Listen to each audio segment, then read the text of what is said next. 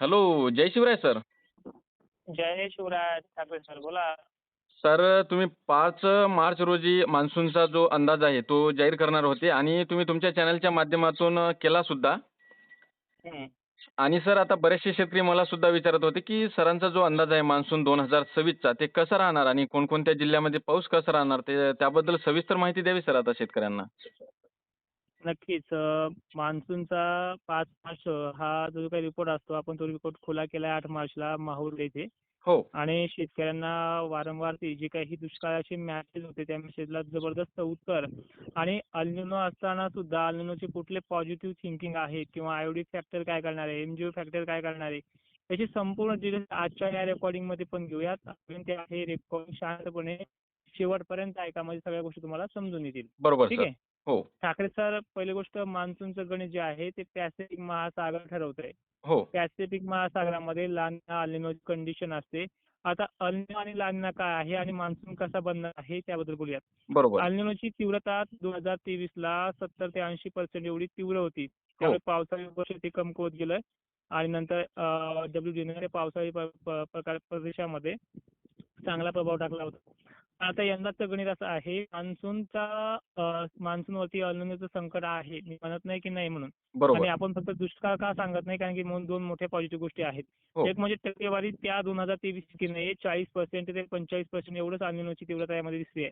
हो. त्यानंतर अधिक तापमानामुळे एमजीओ फॅक्टर, आयोडिक फॅक्टर देखील वर्क करणार आहे, ज्यामुळे मान्सूनला थोडी बळकटी आणखी मजबूत देऊ शकतो. म्हणजे आलेल्या बाष्पाचं मल्टिप्लिकेशनमध्ये रूपांतर होणं, ढगांची व्याप्ती 80 मायक्रॉन पार होणं, गरमीच्या लेव्हलमुळे ढगांचं बरसणं, ह्या सगळ्या गोष्टी तिथे पार पडू शकतात सुखरूपमध्ये. आता वर्ष बरोबर. कसं जाईल हे देखील लक्षात घ्या. हो. आता आपल्या मान्सूनचा सायंटिफिकली हिस्सा जर सांगायचा झाला तर अल निनोवरती आपण डिपेंड राहतो. हो. पण एक दुसरा हिस्सा सांगायचा म्हणलं तर पर्जन्य वेधशास्त्रामध्ये सरळ सरळ सांगितलंय. बरोबर. गुढीपाडव्याच्या कृष्ण शुक्ल पक्षाच्या रूपांतरामध्ये जर पाऊस विजांच्या कडकडाटासह या गुढीपाडव्याच्या दुसऱ्या दिवशी, गुढीपाडव्याच्या दिवशी जर झाला हो. महाराष्ट्रामध्ये हं. काही भागांमध्ये, तर त्याचा पावसावरती चांगला परिणाम होतो. मान्सून त्या वर्षी असलं चांगला असतो. तसं पॉझिटिव्ह थिंकिंग तुम्हाला येत्या आठवड्यात पाहायला मिळणार आहे. बरोबर. दुसरी महत्वाची गोष्ट की ज्यावेळेस पाडव्याच्या अगोदर लगातार पाऊस पडतात त्याचा मान्सूनवरती परिणाम घातक राहतो. पण पाडव्यानंतर पडणाऱ्या पावसाचा परिणाम मान्सूनवरती पोषक असतो. या दोन हो. गोष्टी तुम्हाला तुमच्या मनात क्लिअर होतील. बरोबर. आता जून, जुलै, ऑगस्ट, सप्टेंबर आपल्या रिपोर्टनुसार कसं जाईल हे देखील पाहणं गरजेचं आहे. हो. जूनमध्ये शेतकऱ्यांना अतिघाई ही संकटात नेईल अशी कंडिशन राहणार आहे. हं. म्हणजे जूनमध्ये एक कमी दाब म्हणजे चक्रीवादळ तयार होण्याची शक्यता आहे, जे मान्सूनला भरकटवू शकतं. हो. त्यामुळे जास्त काही करणं देखील त्यावेळेस पाहणं थोडंफार अंदाज चॅनलच्या थ्रू तसंच सचिन ठाकरे चॅनल थ्रू ती माहिती तुम्हाला पेरणीसाठी पुरवली जाईल. त्यासाठी बरोबर. तुम्हाला एक फॉलो करणं, सबस्क्राईब करणं ह्या दोन्ही गोष्टी महत्त्वाच्या आहेत कारण की व्हिडिओ वेळेवरती पोहोचून जाईल. हो. त्यानंतर जूनच्या कालखंडामध्ये पेरण्या ह्या दुसऱ्या किंवा तिसऱ्या आठवड्यामध्ये होण्याचे चान्सेस आहेत. टक्केवारी 65% एवढी राहू शकते. हं. उर्वरित राहिलेल्या 30-35% पेरण्या ह्या जुलै महिन्याच्या पहिल्या आठवड्यामध्ये पार पडेल. पण कमी ओलीवरती आपल्याला ते पीक वर आणता येईल अशा पद्धतीने आपण त्या टायमिंगला करूयात. हो. जुलै महिन्यामध्ये देखील पाऊस हा मध्यम हलका पिकं जगतील असाच राहील. जास्त काही मोठा राहणार नाहीये. पण बरोबर. जुलै महिन्याच्या शेवटच्या आठवड्यामध्ये किंवा दुसऱ्या आठवड्यामध्ये एक आठवड्याचा अंदाज असा असतो की मागे पुढे होऊ शकतो एक हप्त्याने. पण त्यावेळेस एक बरा पाऊस पडणार आहे महाराष्ट्रामध्ये असं एक प्रेशर असल्या काही लेटेस्ट मॉडेलनुसार किंवा कॅन्सिक मॉडेलनुसार सरळ सरळ दिसतंय. हो. हे मॉडेलनुसार आधारित सांगतोय तुम्हाला.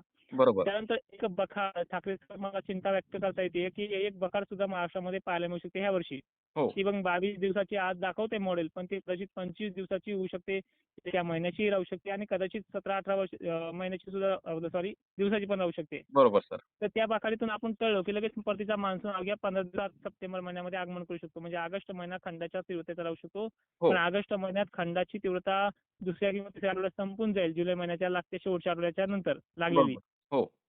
परतीचा पाऊस हा संथ गतीने शांत वाऱ्यामध्ये गरमीच्या लेवलसह येतोय. त्यामुळे ह्या कंडिशनला परतीचा मान्सून ह्या बनलेल्या 2 महिन्याच्या कमी पावसाला तारू शकतो.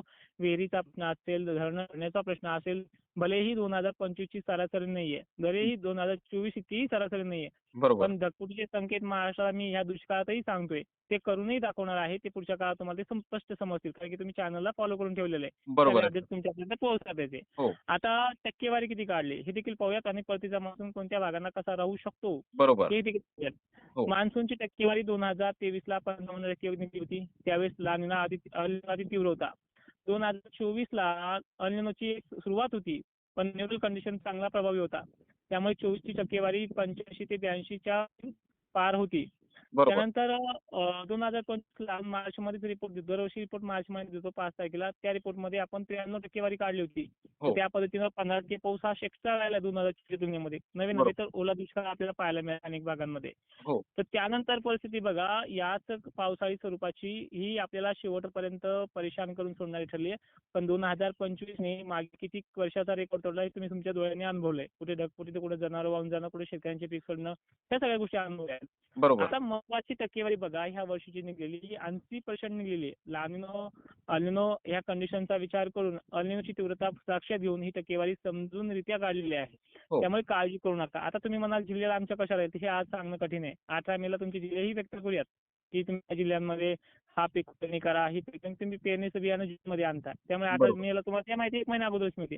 काय हो. करण्यासारखं काही नाहीये. तर बरोबर. मान्सूनची टक्केवारी निघलेली आहे. 80% विदर्भ आणि मराठवाड्याला वाहुनी ते मुसळधार पावसाची लक्षणं पुढीलही काळात आहेत. पश्चिम महाराष्ट्रालाही चिंता करण्याची काही गरज नाही.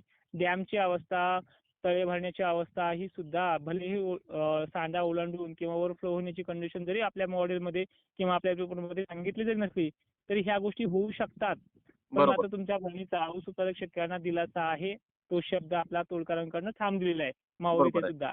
हो. त्यानंतर हे जे काही गणित आहे मान्सूनच्या स्थितीचं, बखाडीच्या स्थितीचं, ते अजूनही सविस्तर जसं काळ होईल तसं सांगता येईल. पीक पद्धती, पीक पेरणीच्या नियोजन हा एक मोठा रिपोर्ट सुद्धा असतो आपला. रिपोर्ट आता ही टक्केवारी तिसरी. ही तुम्हाला बरोबर. मी दाखवणार आहे 80%. हो. पण ज्यावेळेस नियोजन येते पिकाचं, उदाहरणार्थ चिबड्या जमिनीचं शेत आहे आणि काही उन्हाळा रान आहे, की बाबा जर आपण सोयाबीन आता केली, तर पुढे पाणी नाही मिळालं, कसं करतील? पाऊस कसे किती गॅपनुसार पडणार आहे? आता आवर्त प्रणालीचा विषय येतोय. आवर्षण प्रणाली म्हणजे इकडनं पाऊस गेला, तिकडनं पाऊस गेला, एखाद्या भागाला पडत नाही. ही बरोबर. व्याप्ती सुद्धा यांना कमी आहे. पण हो. एक सरळ सरळ सांगतोय, की कोरडा दुष्काळ नाहीये आणि आपला रिपोर्ट पाहून अजूनही पॉझिटिव्ह रिपोर्ट लोकांचेही येतील. बरोबर. जे दुष्काळ म्हणतो ते. तुम्ही हो. चिंता करू नका.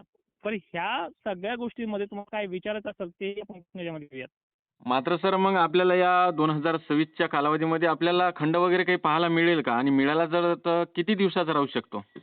नक्कीच आपण ते रिपोर्टमध्ये सांगितलं जे खंड हा 25 ते 22 दिवसाचा ऑर्डरनुसार आज व्यक्त होतो तो 5 दिवसाचा वाढूही शकतो किंवा घटूही शकतो. हो. त्याबद्दल तफावत नाहीये. आणि अंदाज आहे 5-6% मागे पुढे होण्याचे चान्सेस असतात. पण खंड आहे. जे गोष्टी बोलले ना तुम्हाला मी चक्रीवादळ येणार आहे ते तुम्हाला जूनमध्ये दाखवणार सुद्धा. त्यानंतर बरोबर. आपण बोललेले परत की पाऊस हा मीडियम टाईपमध्ये आहे ते पण तुम्हाला पाहायला मिळणार आहे.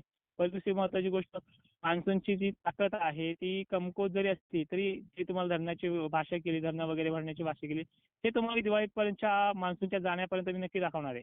बरोबर आहे सर. तर हं. सर तुम्ही शेतकऱ्यांना काय सांगणार महत्त्वपूर्ण इशारा? आता फक्त एवढंच विचारेन शेतकऱ्यांना, तुम्हाला तुमच्या पेरणीचं नियोजन सोयीस्कर माझ्यावरती असणारा विश्वास त्याबद्दल सचिन या ठाकरे चॅनलवरती जे काही तुम्ही रोज अपडेट पाहताय त्यांच्याकडनं पहिले त्यांनी आता ह्या आकड्याचा अंदाज घेतला नाहीये. हो. पहिले रिपोर्ट घेतलाय कारण की अंदाज मी माझा शेअर केलाय, व्हायरलही झालाय. तर बरोबर. त्या गोष्टी सुद्धा संध्याकाळी आपण रिपोर्ट ह्या अवकाळीचं तुमचं जे काही गणित आहे, गहू काढणं, हरभरा काढणं हे चालू आहे. तुम्ही आता फॉलो करून ठेवा. रात्री तुम्हाला ती नोटिफिकेशन पडून जाईल. बरोबर. वारंवार सांगतोय कारण की मी स्वतःच्या चॅनलचा कधीच प्रचार केला नाही की मला फॉलो वगैरे करा. कारण की जे महत्त्वाचे प्रश्न आहेत त्या माणसानं WhatsAppला पाठवलेत आणि त्या प्रश्नावरती मी माझ्या पद्धतीनं बोललो आहे.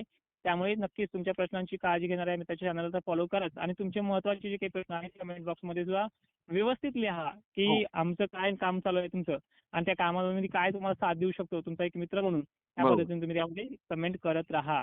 बरोबर. नक्कीच धन्यवाद हं. सर. तुम्ही शेतकऱ्यांना एक महत्त्वपूर्ण आणि डिटेलमध्ये माहिती दिल्याबद्दल. धन्यवाद.